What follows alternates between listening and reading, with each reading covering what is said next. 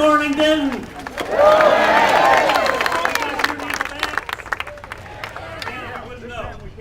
Eric, where's the telephone? If you'll indulge me, I am not going to talk a lot, but I do have one thing that I want to do. We have a very special family with us here today. And turn it up, David. Crank it up. We know it can go louder. We heard it yesterday. Let them hear us over the fire station. It can go to 11. So we're both inside and outside. We had over 400 chairs set up inside the hall, and I realized that 400 people would accommodate about half the people that Pete Sessions was able to seat in his auditorium, and that didn't account for the half of the people that didn't get into the Pete Sessions auditorium. So we opened it up to the parking lot. Obviously there are people seated inside as well. We're going to take questions from microphones both inside and out. Clearly, I'm not going to get to everyone's question, and we are going to have a way that you can register a thought, a concern, a question, and leave it with us, and we will try to respond to those.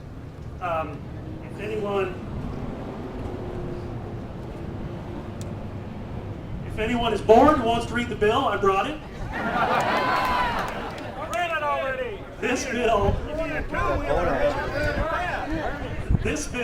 is going to change a lot between now and September, and you're the reason why.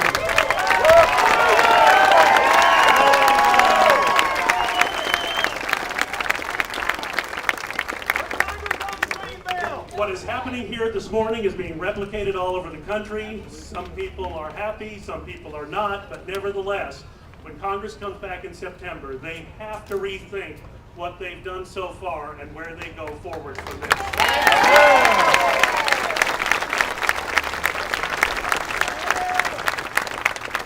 I voted no on this bill a week ago last night.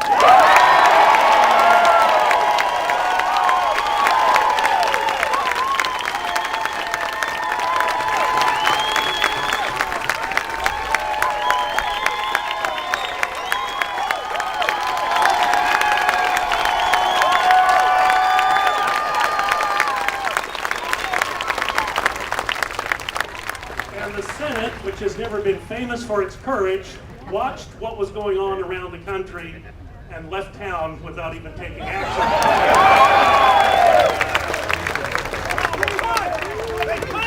That is good too, you're quite correct. I think the Congress has heard from the people in a way that no one anticipated, and I'm so grateful for it, because I got to tell you, as I sat in the front of a town hall meeting in May down in Hearst, it didn't seem like we were going to be able to stop very much, and people were concerned. People were upset with me. You vote the right way, but you don't stop anything. How can we stop it? Well, you've shown how you stop it. You show up.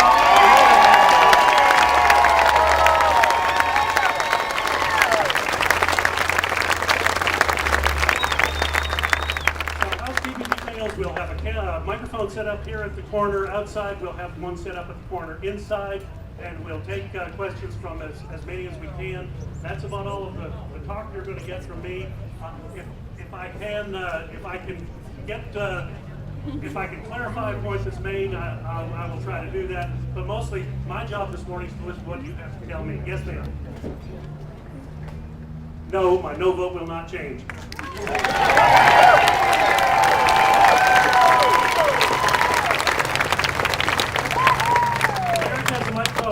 Outside, David or someone has it inside. And while we're waiting for people to come to the microphone, let me just also say a big thank you to the Denton Police Department. Chief Roy and his guys have done a fantastic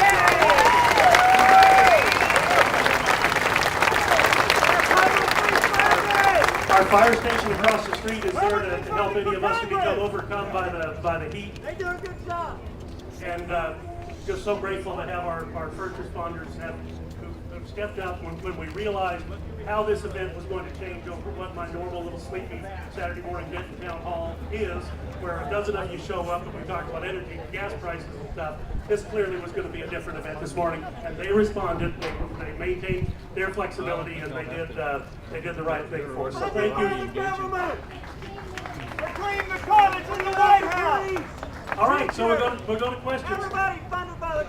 Let's try to be respectful when people ask. And our first question, yes, sir, go ahead. Please, if you're willing, state your name, and I'll do my best to answer what you bring up. My name is Daryl Boyko. I live in Louisville, and thank you for the opportunity to speak out. Thank you, My question Daryl. for you is on HR 3200. I, like many people, was originally going to come here and say, why aren't you reading the bill? Why aren't your colleagues reading the bill? I spent the last week reading the bill, and I can say that I've gone through it front page to back page, and after reading that bill, I've changed my mind. Reading the bill for most people is not going to cut it. It's just too hard to understand. However, there's one thing I would like to ask you to do, and that is there any way you can convince your colleagues on both sides of the aisle to take up President Obama's offer to go through that bill line by line and explain?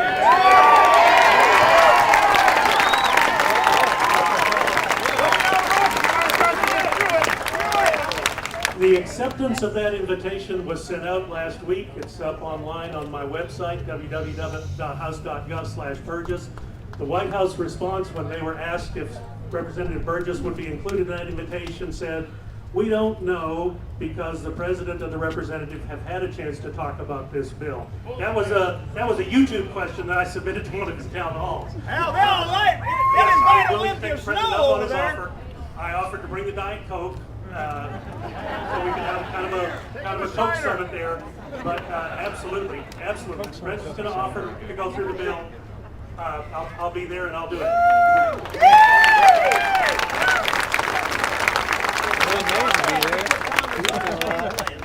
Congressman Burgess, I am Sandra Furstall, President of the League of Women Voters of Denton.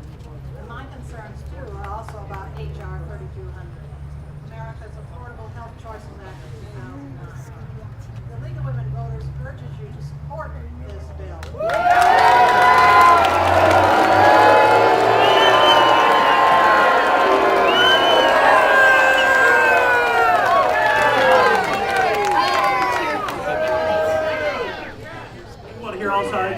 Please let her speak. Changes that need to be made, but remember, coverage is not enough. We need to provide quality and safety in the healthcare system. We believe that healthcare legislation must establish a system-wide program to coordinate information, establish best practices, and provide consumers the information they need to protect themselves and their families. I'd like to about that fair abortion. We're concerned about it. Very good. I'll look at the information for leaving. Thank you. They want health care, do it like we did. Get it down. Yes, sir. My name is Michael C. I'm from Highland Point, and I have a very simple question. If the health bill is so good, why did Congress exempt itself from this?